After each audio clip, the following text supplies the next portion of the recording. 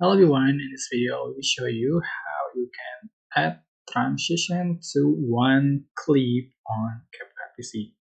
It is possible? Yeah, it's possible. So for instance, I'm going to select one video and how you can add transition to one clip.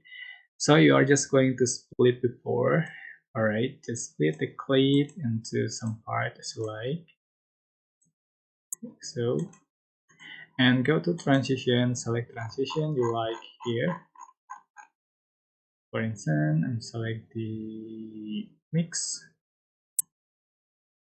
and adjust for duration, and you can apply it to all the clip. Just click apply to all, and here we go. This is the final result you have on your video.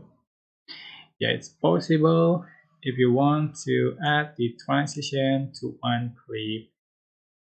Alright, I hope this tutorial was helpful for you. Don't forget to like, comment, share, and also subscribe. Thank you so much for watching.